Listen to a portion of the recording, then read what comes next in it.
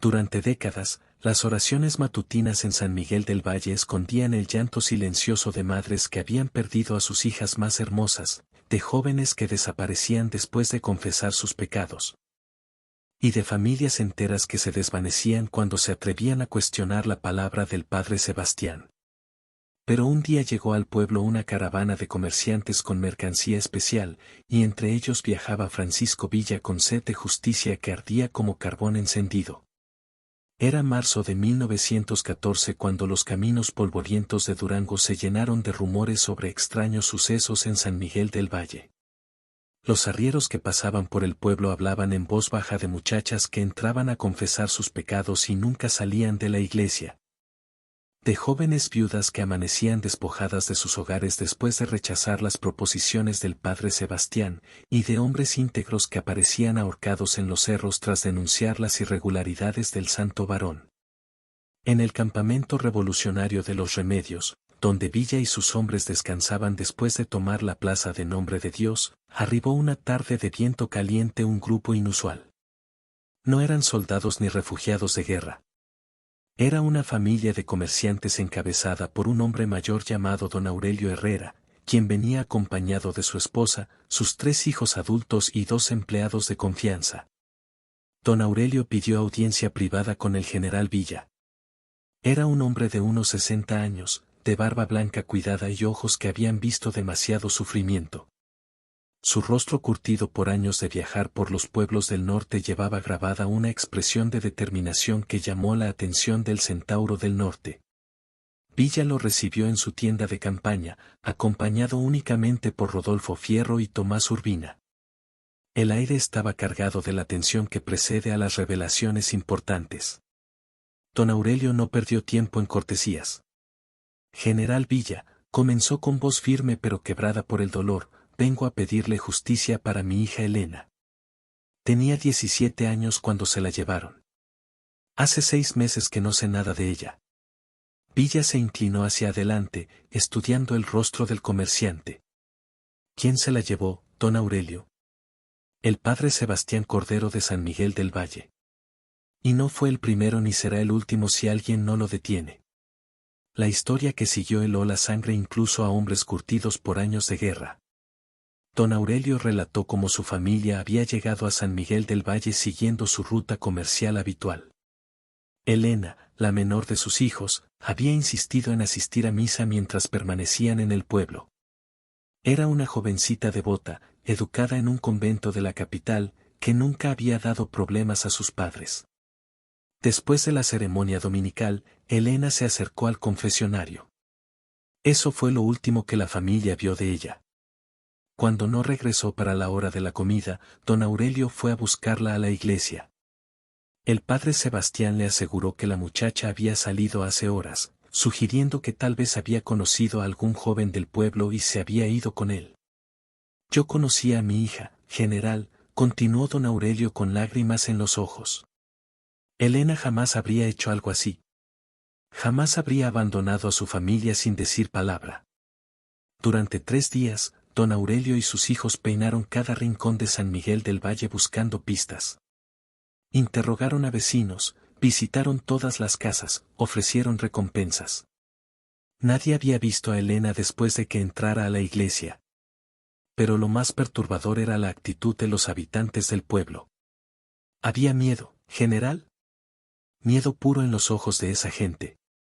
Cuando mencionábamos el nombre del padre Sebastián, la gente desviaba la mirada y cambiaba de tema. Algunos se persignaban y murmuraban oraciones, como si el solo mencionar al cura fuera peligroso. Fierro intercambió una mirada significativa con Villa. Ambos habían visto esa clase de terror antes, pero nunca asociado con un hombre de iglesia. Fue una vieja lavandera llamada Refugio quien finalmente se atrevió a hablar, pero solo después de que don Aurelio le jurara por la Virgen de Guadalupe que jamás revelaría su nombre. Varias muchachas han desaparecido en los últimos 2 años, le confesó la mujer mientras lavaba ropa en el río, lejos de oídos indiscretos. Todas jóvenes, todas bonitas, todas después de confesarse con el padre Sebastián. Y hay algo más que debe saber, señor. El padre no vive solo en la casa cural. La anciana le contó que un grupo de hombres extraños había llegado al pueblo meses atrás. Hablaban inglés entre ellos, vestían trajes finos y llevaban armas. Se hospedaron en la casa cural como invitados permanentes del padre Sebastián. Desde entonces, las desapariciones se habían intensificado. ¿Y las autoridades?, preguntó don Aurelio. El presidente municipal es compadre del padre. El juez de paz es su primo. Los pocos federales que hay en el pueblo reciben sus órdenes directamente de la casa cural. Nadie se atreve a preguntar nada. Don Aurelio había intentado buscar justicia por los canales oficiales, viajando hasta la capital del estado para presentar su denuncia. Pero sus quejas se perdieron en un laberinto de burocracia y corrupción.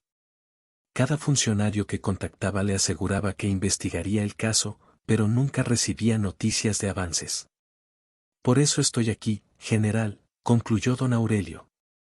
Porque sé que usted es el único que puede hacer justicia cuando las autoridades han fallado. Villa se quedó en silencio durante largos minutos, procesando lo que había escuchado.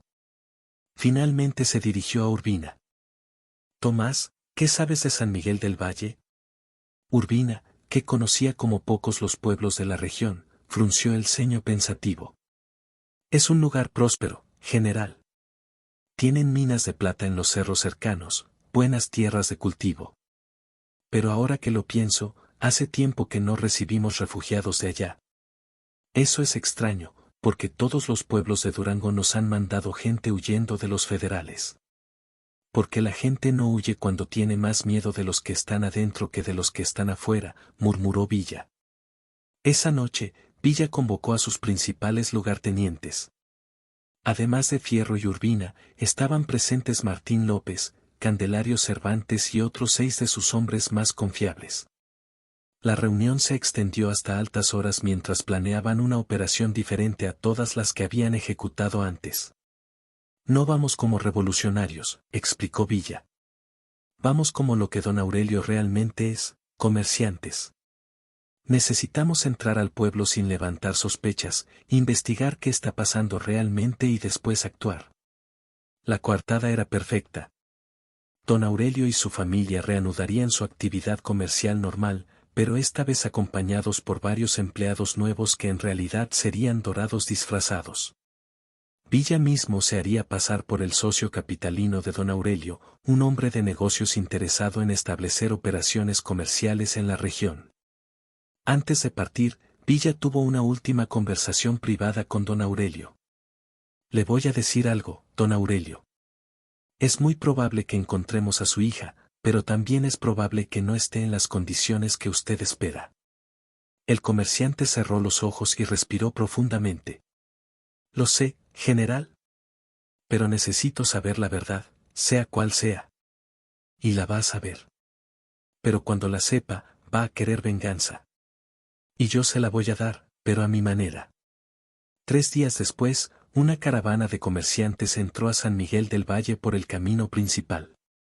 Don Aurelio viajaba en el carro delantero junto a un hombre elegante de bigote bien cuidado y traje de ciudad que se presentaba como don Francisco Arango, próspero empresario de la capital.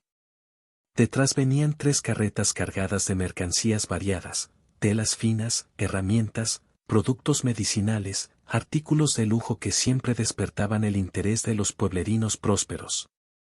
Villa había estudiado cuidadosamente su papel. Se había vestido como comerciante adinerado, había practicado modales urbanos y llevaba documentos falsificados que lo acreditaban como representante de una casa comercial de la Ciudad de México. Sus dorados, distribuidos entre los empleados de la caravana, también habían abandonado sus usuales vestimentas de campaña por ropas de trabajadores civiles. El plan era simple en apariencia pero complejo en ejecución. Establecerían un puesto comercial temporal en la plaza principal, lo que les permitiría observar los movimientos del pueblo durante varios días. Villa, como el capitalista visitante, buscaría audiencia con las autoridades locales y naturalmente con el padre Sebastián, quien según las costumbres del lugar debería recibir a cualquier persona importante que llegara al pueblo. La recepción inicial fue exactamente la que esperaban. Los comerciantes prósperos siempre eran bienvenidos en pueblos como San Miguel del Valle, especialmente cuando traían productos que no se conseguían localmente. Para el mediodía ya habían establecido su puesto en la plaza y las mujeres del pueblo examinaban las telas mientras los hombres se interesaban por las herramientas. Pero Villa notó inmediatamente las señales que don Aurelio había descrito. La gente hablaba en voz baja, evitaba las conversaciones prolongadas y constantemente dirigía miradas nerviosas hacia la iglesia. Había una tensión palpable en el ambiente, como si todos estuvieran esperando que algo malo sucediera en cualquier momento. Hacia media tarde se acercó al puesto un hombre robusto de unos 40 años, vestido con traje de lana y portando una cadena de oro que cruzaba su chaleco. Se presentó como Evaristo Mendoza, presidente municipal del pueblo. Don Francisco, ¿verdad?, dijo con sonrisa obsequiosa. Me han dicho que es usted un hombre de negocios de la capital. Bienvenido a San Miguel del Valle. Villa adoptó inmediatamente la personalidad de comerciante próspero. Así es, señor presidente. Don Aurelio me ha hablado maravillas de su pueblo y estoy interesado en establecer operaciones comerciales permanentes en la región. Los ojos de Mendoza brillaron con avaricia mal disimulada. Excelente, excelente. Tenemos muchas oportunidades para un hombre visionario. Minas, tierras fértiles, mano de obra abundante. Debería hablar con el padre Sebastián. Él conoce mejor que nadie las posibilidades del pueblo. Precisamente iba a solicitar una audiencia con el señor cura, respondió Villa. En mi experiencia, los hombres de iglesia siempre tienen la mejor perspectiva sobre el carácter y las necesidades de una comunidad. Perfecto. Esta misma tarde lo llevaré a la casa cural. El padre estará encantado de conocerlo. Mientras Mendoza se alejaba para hacer los arreglos, Villa se acercó discretamente a don Aurelio. ¿Ese es el presidente municipal del que me habló? ¿Él mismo? Como ve, ya está calculando cuánto puede ganar con nuestra presencia. Perfecto. La codicia siempre hace que la gente baje la guardia. Esa tarde, Villa se dirigió a la casa cural acompañado por Mendoza. El edificio era imponente, construido en piedra labrada con un jardín interior bien cuidado que hablaba de prosperidad considerable. Definitivamente no era la residencia de un cura de pueblo pobre. El padre Sebastián Cordero resultó ser un hombre de unos 50 años, alto y corpulento, de cabello canoso bien peinado y manos suaves que jamás habían conocido trabajo físico. Vestía una sotana de tela fina y llevaba varios anillos de oro que reflejaban la luz de las lámparas. Su comportamiento era el de un señor feudal más que el de un servidor religioso. Don Francisco, dijo con voz melosa mientras extendía su mano para que Villa la besara. Qué honor recibir en nuestro humilde pueblo a un hombre de empresa de la capital. Villa notó inmediatamente varios detalles inquietantes. Primero, el lujo excesivo de la casa cural, muebles importados, alfombras orientales, vajillas de porcelana fina. Segundo, los sonidos que llegaban desde las habitaciones del segundo piso, pasos, murmullos, lo que parecían voces femeninas. Tercero, la presencia de dos hombres armados que se mantenían discretamente en las esquinas del salón principal. La conversación inicial siguió los patrones esperados. El padre Sebastián elogió las oportunidades comerciales del pueblo, mencionó las minas de plata, habló de la docilidad de la mano de obra local. Pero gradualmente fue introduciendo temas más específicos. Un hombre de su posición, don Francisco, seguramente aprecia las comodidades refinadas de la vida. En San Miguel del Valle podemos ofrecerle no solo oportunidades de negocio, sino también entretenimientos que tal vez no encuentra en otros lugares. Villa mantuvo su máscara de comerciante interesado. ¿Qué clase de entretenimientos, padre? El padre Sebastián sonrió con una expresión que hizo que Villa sintiera náuseas. Compañía selecta, don Francisco. Muchachas jóvenes, educadas, hermosas. Disponibles para caballeros distinguidos que saben apreciar la calidad y pueden pagar por ella. En ese momento Villa comprendió completamente la dimensión del horror que había encontrado. No se trataba solo de un cura corrupto, sino de toda una operación de tráfico humano disfrazada de piedad religiosa. Suena interesante, padre. ¿Podría conocer algunas de estas señoritas? Por supuesto. Esta misma noche, si gusta. Tengo 3 huéspedes especiales que estoy seguro le agradarán. Villa sintió que la sangre se le helaba, pero mantuvo la compostura. Excelente. ¿A qué hora sería conveniente? Digamos a las 10.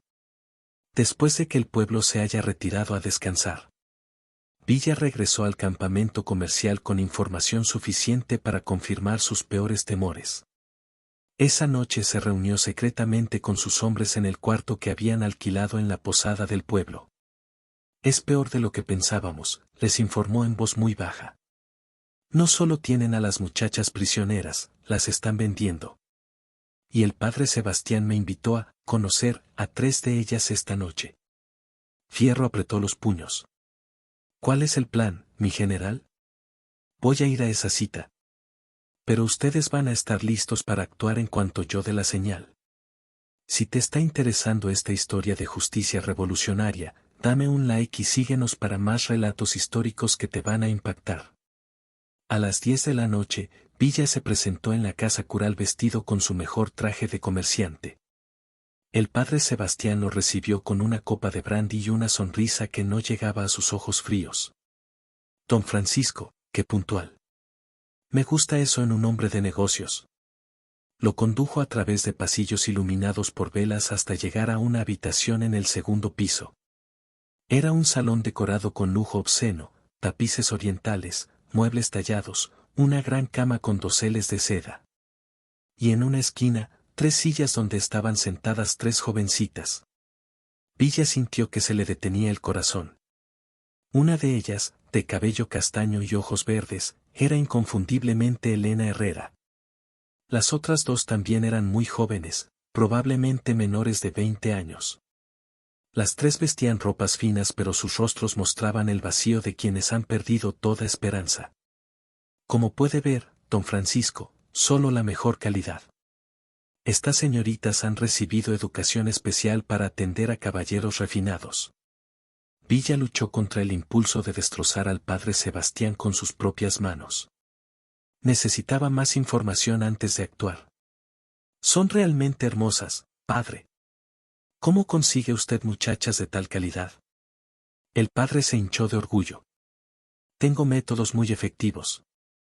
Las familias devotas me confían a sus hijas para educación religiosa y yo las educo de manera integral. También tengo socios que me ayudan a reclutar material fresco de otros pueblos. ¿Socios? Hombres de negocio como usted, don Francisco. Americanos con visión empresarial que comprenden el valor de la mercancía de calidad. En ese momento se abrió la puerta y entraron 2 hombres. Eran evidentemente extranjeros, altos, rubios, vestidos con trajes oscuros. Uno de ellos se dirigió al padre en inglés con acento que Villa identificó como texano. ¿Este es el nuevo cliente, Sebastián? Sí, señor Patterson. Don Francisco Arango, de la Ciudad de México. Don Francisco, le presento a mis socios, los señores Patterson y Williams. Villa reconoció inmediatamente los nombres. Eran buscados en Texas por tráfico humano y habían establecido una red de casas de prostitución a lo largo de la frontera. Ahora entendía completamente la operación. El padre Sebastián secuestraba muchachas mexicanas bajo pretextos religiosos y las vendía a tratantes americanos. Mucho gusto, caballeros, dijo Villa manteniendo su personaje de comerciante próspero. El padre nos dice que está interesado en nuestro negocio, dijo Patterson en español torcido. ¿Tiene experiencia en este ramo? Alguna, respondió Villa cuidadosamente. Pero siempre estoy dispuesto a aprender de expertos. La conversación que siguió reveló toda la extensión del horror. Patterson y Williams habían establecido una cadena de suministro que se extendía desde Chihuahua hasta El Paso. Compraban muchachas jóvenes por precios que oscilaban entre 50 y 200 pesos, dependiendo de su belleza y educación, y las revendían en Texas por 10 veces más. El padre Sebastián era su proveedor más confiable porque utilizaba su posición religiosa para atraer víctimas de familias respetables. Las muchachas llegaban voluntariamente, buscando educación o refugio espiritual, y cuando se daban cuenta de la trampa ya era demasiado tarde. ¿Y las autoridades locales?, preguntó Villa. Totalmente cooperativas, respondió Williams. El presidente municipal recibe su comisión, el juez de paz hace la vista gorda, los federales proporcionan seguridad. Es un negocio muy bien organizado. Villa había oído suficiente. Se disculpó diciendo que necesitaba tiempo para considerar la propuesta y acordaron reunirse nuevamente la noche siguiente para cerrar el trato. Pero Villa no tenía intención de esperar hasta la noche siguiente. De regreso en la posada, reunió a sus hombres y les explicó exactamente lo que habían encontrado. La reacción fue de furia absoluta. Incluso hombres curtidos por años de guerra se horrorizaron ante la descripción del negocio del padre Sebastián. ¿Cómo le entramos, mi general?, preguntó Candelario Cervantes. Directamente. Mañana por la mañana, durante la misa dominical. El plan era audaz en su simplicidad. El domingo por la mañana, cuando todo el pueblo estuviera reunido en la iglesia para la misa dominical, Villa y sus hombres tomarían control del templo. No habría escape posible para el padre Sebastián ni para sus cómplices, y toda la población sería testigo de lo que sucediera. Pero tenemos que hacerlo bien, advirtió Villa. Nada de matanzas indiscriminadas. Queremos justicia, no venganza ciega. Y queremos que la gente del pueblo vea exactamente quién era el hombre al que habían estado venerando. A las 8 de la mañana del domingo, San Miguel del Valle despertó como cualquier otro día. Las campanas llamaron a misa y las familias se dirigieron a la iglesia vestidas con sus mejores ropas. El padre Sebastián se preparó para oficiar la ceremonia, sin sospechar que sería la última misa de su vida. Villa y sus hombres llegaron a la iglesia mezclados con los feligreses. Se distribuyeron estratégicamente por el templo, 2 junto al altar, 2 en las puertas laterales, 2 en la entrada principal. Villa se sentó en una de las primeras bancas, desde donde podía observar todos los movimientos del padre. La misa comenzó normalmente. El padre Sebastián subió al púlpito con su habitual arrogancia, bendijo a los feligreses con gestos mecánicos y comenzó el sermón dominical. El tema, irónicamente, era la pureza y la protección de los inocentes. Hermanos míos, proclamaba con voz sonora, nuestra sagrada misión es proteger a los débiles, amparar a los huérfanos, defender la virtud de nuestras doncellas. Villa se puso de pie lentamente. Su movimiento fue tan natural que al principio nadie le prestó atención. Pero cuando comenzó a caminar hacia el altar, otros feligreses notaron algo inusual en su actitud. Padre Sebastián, dijo Villa con voz que resonó por toda la iglesia, ¿podría explicarnos qué opina sobre la protección de doncellas como Elena Herrera? El padre se quedó paralizado en el púlpito. El nombre de Elena Herrera resonó como un disparo entre los feligreses. Muchos recordaban a la hermosa jovencita que había desaparecido meses atrás. No, no sé de qué habla, señor, tartamudeó el padre. ¿No? ¿Tampoco sabe de Esperanza Castillo? ¿Ni de María Santos? ¿Ni de Refugio Domínguez? Con cada nombre que Villa mencionaba, más murmullos se alzaban entre los feligreses. Eran nombres de muchachas que habían desaparecido en los últimos 2 años. Soy Francisco Villa, anunció finalmente, quitándose el sombrero, y estoy aquí para hacer justicia. El silencio que siguió fue absoluto. Incluso los bebés parecían haber dejado de llorar. Todos los ojos estaban fijos en Villa, que se había plantado frente al altar como un ángel vengador. Este hombre, continuó Villa señalando al padre, no es un servidor de Dios. Es un demonio que ha estado vendiendo a sus hijas como si fueran ganado. Los dorados se rebelaron simultáneamente, cerrando todas las salidas de la iglesia. No había amenaza en su actitud, pero su presencia dejaba claro que nadie saldría hasta que todo hubiera terminado. Mentiras, gritó el padre Sebastián desde el púlpito. Este hombre es un bandido. Un enemigo de Dios.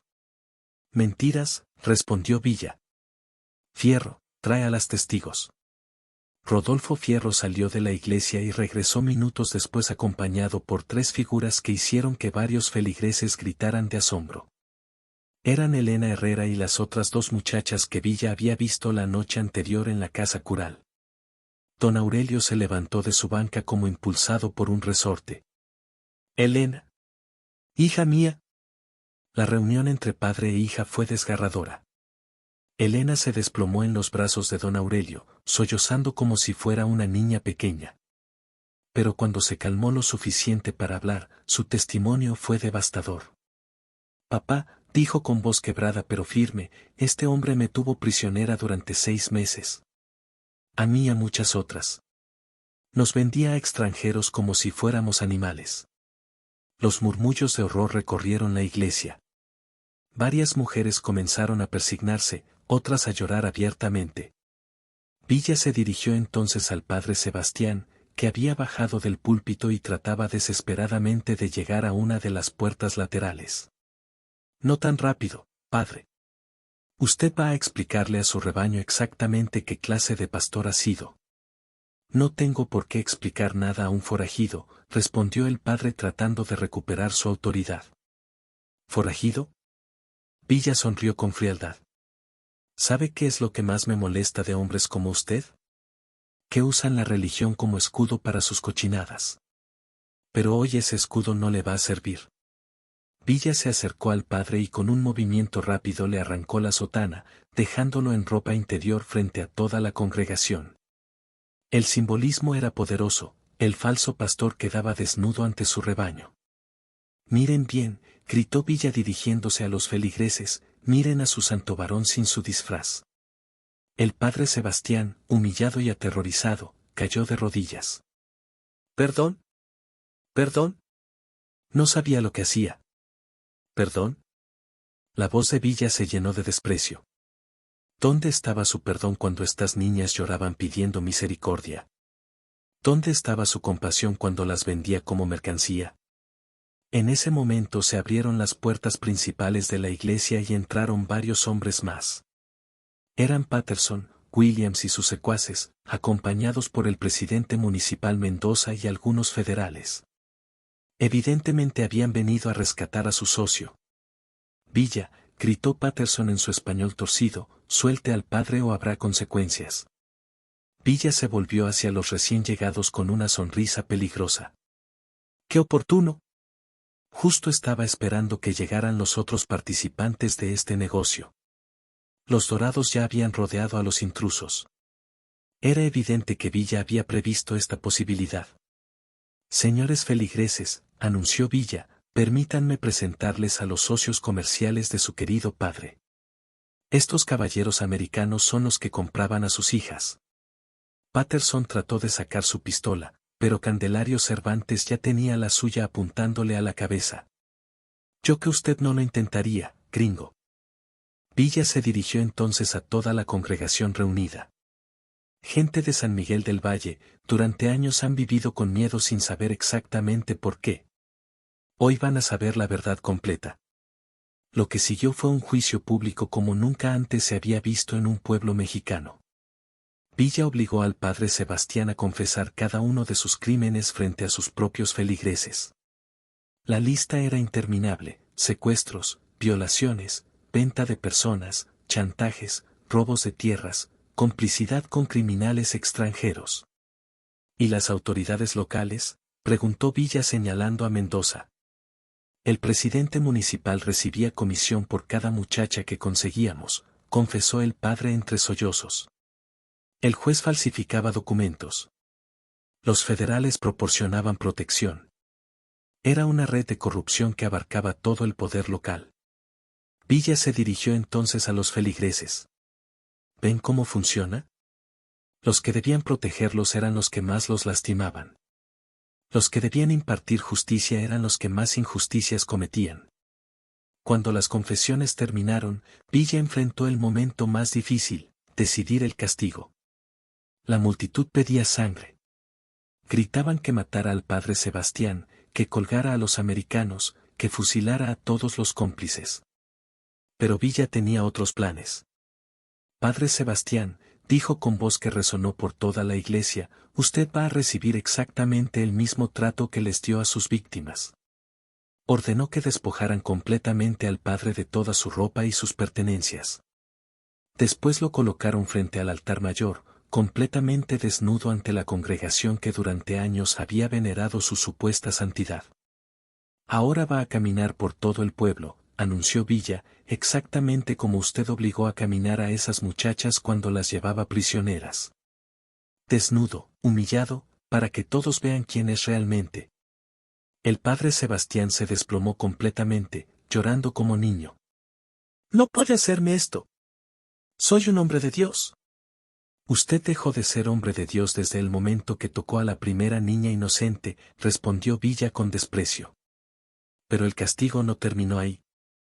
Villa ordenó que trajeran papel y tinta. Obligó al padre a escribir una confesión completa de todos sus crímenes, con nombres, fechas y detalles. Después hizo que la clavaran en la puerta principal de la iglesia para que todos pudieran leerla. Y ahora, dijo Villa dirigiéndose a la congregación, este hombre va a salir de San Miguel del Valle para nunca regresar. Pero no va a salir como llegó, con respeto y veneración. Va a salir como lo que es, un criminal desnudo que todos van a recordar por su vergüenza. La procesión que siguió fue unlike cualquier cosa que el pueblo hubiera visto. El padre Sebastián, completamente desnudo y cargando un letrero que resumía sus crímenes, caminó por cada calle de San Miguel del Valle acompañado por toda la población. No lo golpearon, no lo mataron, pero lo marcaron con algo peor, el desprecio absoluto de quienes habían confiado en él. Las mujeres le gritaban los nombres de sus hijas perdidas. Los hombres le escupían al pasar. Los niños, que no entendían completamente lo que había pasado, sentían el horror en el ambiente y se escondían detrás de sus madres. Cuando llegaron a los límites del pueblo, Villa se dirigió por última vez al ex sacerdote. Sebastián Cordero, quedas desterrado para siempre de San Miguel del Valle. Si regresas, si intentas ejercer como sacerdote en cualquier otro lugar, si vuelves a tocar a una sola niña inocente, te voy a encontrar y la próxima vez no habrá misericordia. El hombre que había sido el padre Sebastián se alejó caminando por el camino polvoriento, desnudo, humillado, cargando su confesión como una cruz. Los perros del pueblo lo siguieron ladrándole, como si reconocieran instintivamente su naturaleza corrupta. Los americanos Patterson y Williams corrieron peor suerte. Villa los entregó a las familias de las muchachas que habían comprado. No los mató directamente, pero tampoco los protegió de la justicia popular. Sus cuerpos aparecieron colgados de los mezquites en las afueras del pueblo al amanecer siguiente. El presidente municipal Mendoza y los federales corruptos fueron despojados de sus cargos y propiedades. Sus bienes se distribuyeron entre las familias de las víctimas como compensación por años de sufrimiento. Pero lo más importante sucedió en los días que siguieron. San Miguel del Valle había despertado de una pesadilla que había durado años. La gente caminaba con la cabeza en alto por primera vez en mucho tiempo. Las familias que habían perdido hijas finalmente sabían la verdad sobre su destino.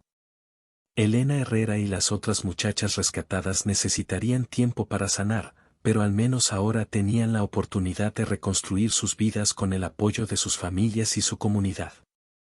Villa permaneció en el pueblo durante una semana más, ayudando a establecer nuevas autoridades elegidas por la propia gente.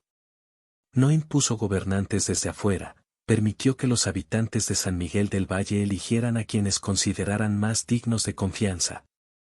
También se aseguró de que se estableciera una nueva iglesia, con un sacerdote joven enviado desde la capital, un hombre de probada honestidad que entendía que su misión era servir, no aprovecharse de su posición. La última noche antes de partir, Villa se sentó con don Aurelio en la plaza principal del pueblo. Elena dormía finalmente en paz en la casa de huéspedes, rodeada del amor de su familia. General, dijo don Aurelio, ¿cómo puedo agradecerle lo que ha hecho? No me agradezca a mí, respondió Villa. Agradézcale a su valor de venir a buscarme. Muchos padres habrían aceptado la pérdida y seguido adelante. Usted no se rindió. Pero sin usted, nunca habría recuperado a Elena. Villa contempló las estrellas antes de responder. Don Aurelio, lo que pasó aquí no fue solo sobre Elena o sobre las otras muchachas. Fue sobre un pueblo entero que había olvidado que tenía derecho a vivir sin miedo. ¿Y cree que durará? ¿Que no volverán a aprovecharse de la gente? Eso depende de la gente misma.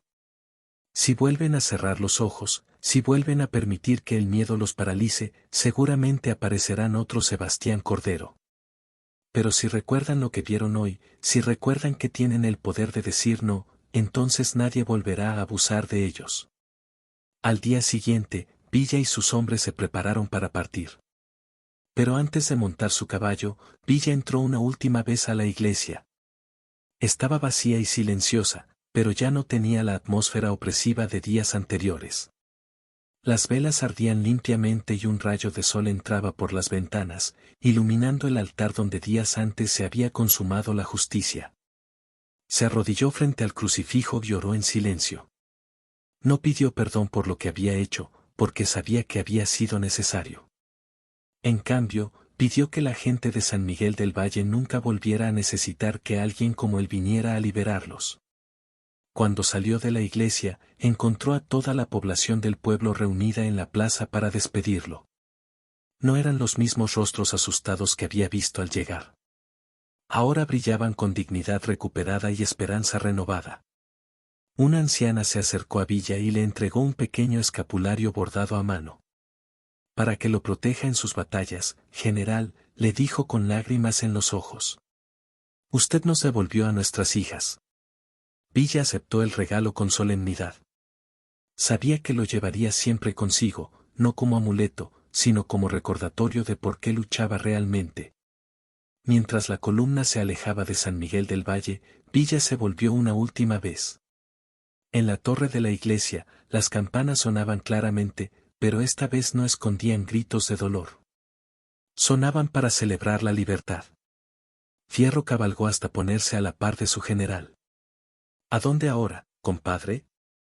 Villa sonrió, pero era una sonrisa diferente a la que había mostrado días atrás. Era una sonrisa de satisfacción profunda, de deber cumplido. A donde nos necesiten, Fierro. Siempre a donde nos necesiten. En su diario esa noche, Villa escribió: hoy aprendí que hay victorias más importantes que las que se ganan con balas. A veces la justicia más verdadera es la que devuelve la dignidad a quienes la habían perdido. Un pueblo que se mira al espejo y se reconoce fuerte es más poderoso que cualquier ejército. Y en San Miguel del Valle, por primera vez en años, los niños durmieron tranquilos, sabiendo que los monstruos que antes acechaban en las sombras ya no tenían poder sobre ellos. La verdad había triunfado sobre el miedo, y esa era una revolución que ningún ejército podía derrotar. Si llegaste hasta acá y querés seguir conociendo historias increíbles de la Revolución Mexicana, suscríbete al canal.